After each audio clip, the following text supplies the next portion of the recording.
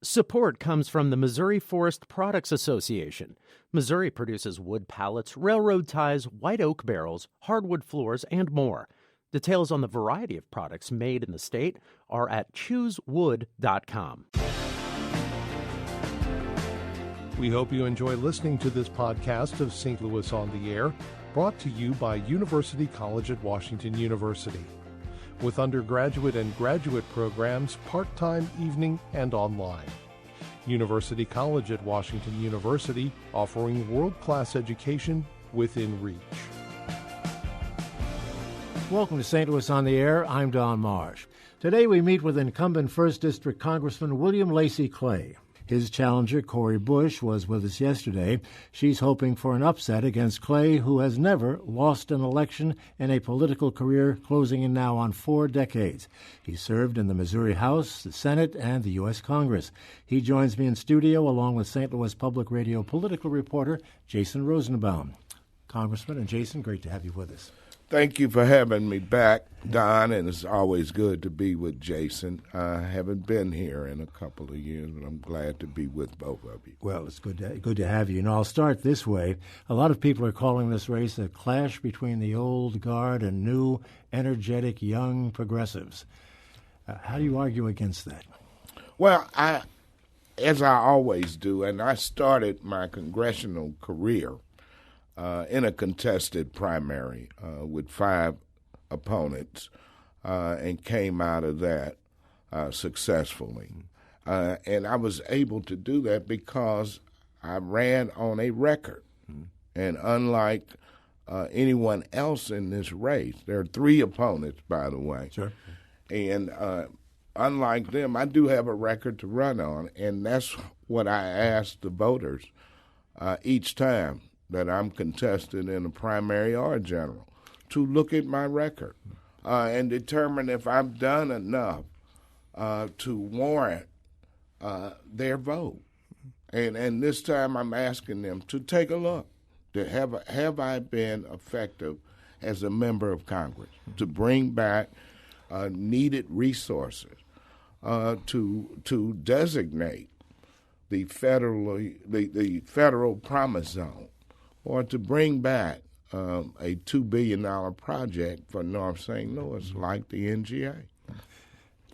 Let me follow up with something you're probably familiar with. This is the first line of an editorial in St. Louis American, which says, U.S. Representative William Lacy Clay has been criticized, at least since Ferguson, as a largely absentee congressman who was strong on official letters and fearless, biting quotes, but weak on personal presence in the district when needed. You've heard that before. I find that to be a false narrative. Let me share with you and your listening audience the job description for a U.S. representative, just to give you insight on what my week looks like. I leave here from St. Louis on a Monday morning to get there for votes by Monday evening. Throughout the week, we conduct hearings. We meet with the administration. I meet with constituents and take votes to be that voice there. And then I get on a plane and fly back here. So being a member of Congress is a full-time job. If you look at my travel records, I have traveled from round trip from St. Louis to Washington since January 31 times. That's on average once a week. You have to be in the nation's capital in order to adequately represent this district. Now, I also have 3 district offices. We have full coverage, and that's unparalleled to any other elective office holder. I have a South City congressional office, a Midtown congressional office in the Eagleton building, as well as a North County congressional office, all with ably trained staff that are responsive to the 770,000 people who live in this district. There are hundreds of neighborhoods, and when I'm at home on the weekends, if I get an invitation to visit with these different groups in these different neighborhoods, I take that opportunity. And so for that narrative to play out that I'm an absentee congressman, it's just not true, Don. Mm-hmm. I've talked with both you and your opponent on a multitude of issues, and to be candid, you both are pretty similar on things. You both support Medicare for all. You're both opposed to Donald Trump's immigration policies. You both want to raise the minimum wage. So when I ask her supporters, and by her I mean Cori Bush, what is the main difference, they point to the fact that you've taken political action committee contributions. I want you to address that because that seems to be the cause du jour among the, quote, progressive movement. And I think I don't think I've asked you about that before. I don't think we've discussed it either, Jason. But let me say this for the listening audience, and you are referring to PAC donations, Political Action Committee donation. Just for edification, political action committees are made up of employee groups. Now, most of my donations come from labor unions, and these are all voluntary donations that employee groups make. Some come from senior citizen groups, some come from retiree groups, others come from local corporations here, like Boeing, whom I support. And I would never turn down that support. Apparently, this is a new litmus test for people on the left. I am not willing to play that game because I believe in federal election law, and it should matter. And I believe in adequate reporting and transparency with the Federal Election Commission, and I've always adhered to that. To those rules that are passed down by the FEC and federal election law.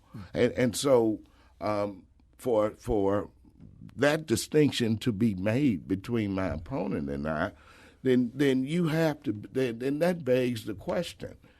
I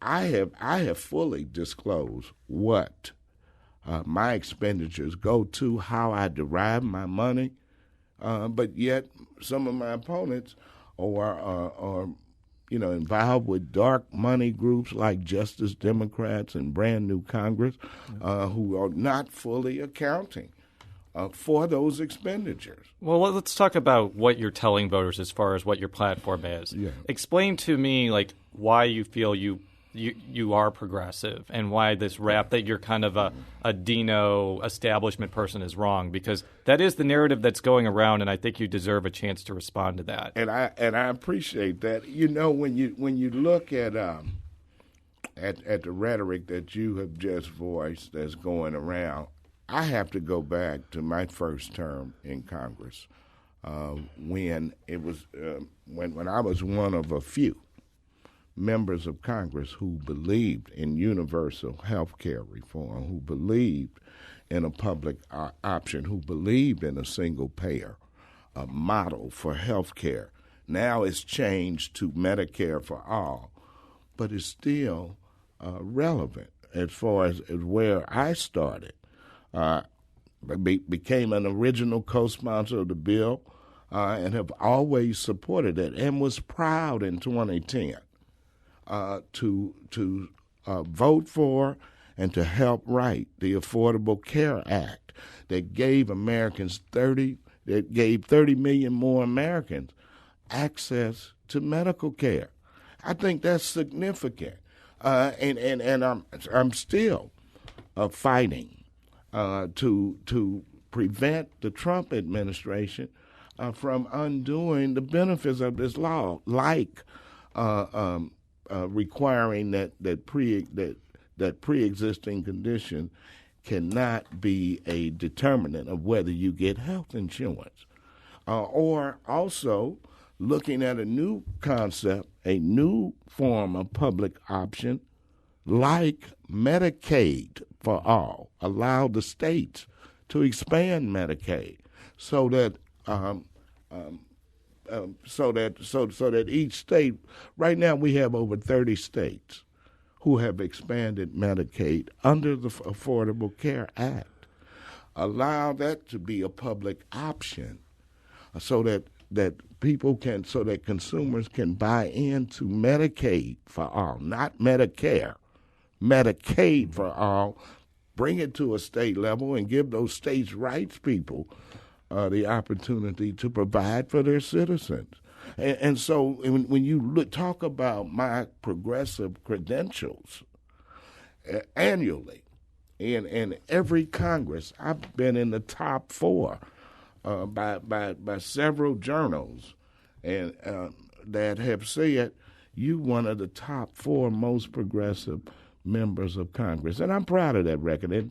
And I believe the majority of voters know of my record and appreciate it. Congressman, if the Democrats take over the House in November, what would that enable you specifically to do that you've been unable to do with the Republican majority? Here's what I think it will enable us to do. First, on my committee assignment on the House Financial Services Committee, it would enable me to be a subcommittee chair over financial institutions and consumer protection. So that would allow us to reinstate the consumer protections that this administration has unwound at the Consumer Financial Protection Bureau.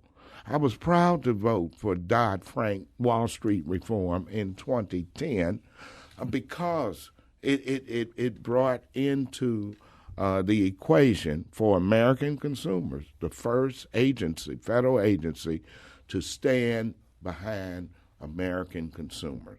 And it was an effective agency that won up to $12 billion in awards for American consumers, that stopped these predatory industries where they could. And now we have an administration that doesn't believe in it, wants to undo it, and wants to remove regulations. And so that's one area that I will work in, especially and when it comes to the area of redlining, like we suffer from in this community, with banks, insurance companies, realtors, and real estate appraisers, to try to break down some of those barriers to our community being able to build family wealth. And then the other area that I think is important, Don, is from my assignment on the Oversight and Government Reform Committee, we will have jurisdiction over the 2020 census. And I've had 10 years ago, I was the subcommittee chair that had the oversight over the 2010 census. It was the most accurate census recorded in American history. I intend to play a role again in that, in the 2020 census, and to allow for and to fight this administration from putting the citizenship question on the form, because we know that will tamp down participation. And so those are the kind of things that we would benefit from if the Democrats reclaim the majority. While we're on the subject of that, are you prepared to vote for Nancy Pelosi to retain leadership role? Very good question. I certainly am willing to support the first female speaker of the U.S. House of Representatives and to vote for her re-election as the Speaker of the U.S. House of Representatives. And here's why. Because I think she would be the perfect counterbalance to President Trump and his administration. She doesn't suffer fools lightly. And so she's tough. She has guided us this far. She guided us from 2006 to 2010, and we were able to get Wall Street reform. We were able to pass the Affordable Care Act.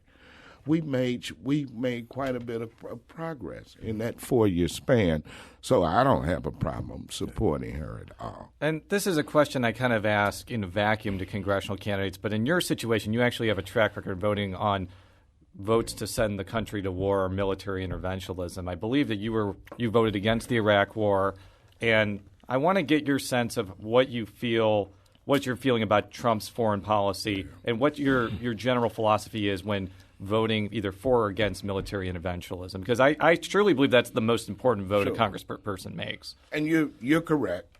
In the past, I have voted against declarations to go to war because I think that it's so much, it's so easy to make war, but so much more difficult to find peace. And we don't have the luxury of sparing American treasure over some folly in a far off land. I mean, we wasted $1 trillion in Iraq and Afghanistan for what? Over a lie that Saddam had weapons of mass destruction. We destroyed an entire country that was one of the most advanced in the Middle East. And we destroyed their culture and their institutions, bombed them out, and then spent billions trying to rebuild them, and that was a fiasco. And so that is why I tend to gravitate towards peace. What was the other? No, that you basically answered my question. We seem to be in another kind of war now, a cyber war with the Russians. And you're a member of the Government Reform and Oversight Committee, sure. And that's been investigating what's been going on. Where are we in that now, as far as you're concerned? And how? I'm sure you're supportive of what's going on in Washington right now to deal with that. Well, I think we should, as a Congress, wait for Mr. Mueller to finish his investigation. Mm-hmm. And I think that will bear out the direction and give us some direction in Congress if we need to take any further step. Let me say this, that we have been attacked. Our democracy was attacked by Russians. And and the intelligence community has indicated that all of the leaders of the intelligence agencies have indicated that, and yet I see President Trump using foreign policy as a diversion or distraction from dealing with the issue of how we're going to protect our elections in 2018 and beyond, how we are going to actually take measures against Russia, and for him to stop being President Putin's lapdog. Well, you say wait for Mueller, and there are indications already, and our Senator Claire McCaskill is already an apparent victim of this, that the Russians apparently are at it again, and it's too late, many think, for 2018. Well, no. Now, understand that for Senator McCaskill and before, I was a victim of them. When they hacked into the DNC in 2016, my cell phone number was put up on the Drudge Report, and in a matter of hours, I've got all of these Trump supporter calls, and then most of the Democratic members of the House were hacked, and their phones were compromised. I mean, we've been going through this since the DNC was hacked initially. But it looks like 2018 is going to be affected potentially by all of this. It's been going on at least since 2016. Yeah. I mean, what can be done in the short term to protect that vote? Well, the U.S. House attempted to protect and to fund the states' initiatives to protect their data better. Last week, it failed. It was along party line votes. And so, first of all, I think that members of Congress have to understand we are under attack. Our systems are vulnerable. I mean, I look at just last week, I was notified that Amazon has this facial recognition app, in that I happen to be one of the 30-something members of Congress who have been misidentified, and apparently I had warrants on me and was wanted in several jurisdictions because of misidentification. And of course, the misidentification occurred along. There were more members of the Congressional Black Caucus and Hispanic Caucus that were misidentified by this Amazon app. Recognition is the name of the app. Wow. One of the things that's gotten some notoriety is Alexandria Ocasio-Cortez stumping for your opponent. What impact is that going to have? And let's say you win and she joins your caucus. Is there going to be any hard feelings after that, or is it a no permanent friends, only permanent interests sort of thing? Did I get that right? It's no permanent friends nor permanent enemies, Yes, just permanent interests. You're close, Jason. I'm close. I mean, look, I welcomed her to St. Louis when she came here. I don't have any animosity with her, and I don't think she should have any with us. I think that she has made some rookie mistakes. Like what? Like going around the country campaigning against people that she's going to probably wind up serving with. And I would think that would be that even her advisors would tell her, you don't start off making enemies. You may make enemies eventually, but in Congress it requires that you have relationships within your own party and across the aisle if you're going to be effective, unless you're not going to be effective, unless you want to stand in one side of the corner while the other extreme stands in the other side of the corner and just yell at each other. Your father helped establish the Black Caucus in Congress. What is the effectiveness of that caucus now in the current environment under the current administration? I'm glad you asked that. We are a 48-member caucus, and we are the conscience of the Congress. We continue to raise the issues, whether we're in the majority or the minority. There will be, when we take back the House, the first 100 days, the Congressional Black Caucus has proposed numerous initiatives that will restore some of the regulations that we have lost under this administration in the workplace as far as safety and the environment, to restore some of the Wall Street reforms that we sorely need to protect consumers from redlining, from predatory lenders, from payday loans, and those who are heavily burdened with college debt. So, yeah. One of the running storylines in St. Louis politics, going back to your father, is just the belief of some of your adversaries that your political magic has just dissipated. Yeah. I mean, just from my observation, this happened in 2014, 2016, and then now. What would you say to the people that think that the Clay dynasty political muscle has atrophied over the years? Jason, a lot of that has to do with being preoccupied with hate.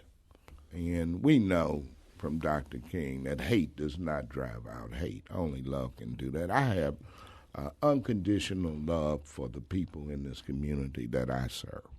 And so I really don't have a lot of time to be preoccupied. That's a distortion. That is a distraction. That's the same technique President Trump uses when he tries to divert attention away from what needs to be done in this community. And so I've learned over the years is to not be distracted by some haters, because that'll take me away from my mission of standing up an entire community north of Delmar Boulevard and giving people economic opportunities to actually make it, to lift their families up, to build family wealth, to make them bankable, and that's why we've held over 12 job fairs to connect people who are underemployed or unemployed with decent paying jobs, and that's been thousands over the last decade. And so I think that those people know what kind of service I provide to them in this community. And so I feel confident that we will get our record out there and the people will approve of it. We'll have to leave it at there. Congressman William Lacy Clay, thank you so much for being with us. Good luck on the 7th. Thank you all so much. Perfect timing. See you. Jason Rosenbaum, thank you also for being with us. Joshua Shipp is the other candidate in this race that we should mention also. This is St. Louis on the Air on St. Louis Public Radio, 90.7 KWMU. Support comes from the Missouri Forest Products Association, providing more than 41,000 jobs in the production of wood pallets, railroad ties, white oak barrels, hardwood floors, and more. Details at choosewood.com.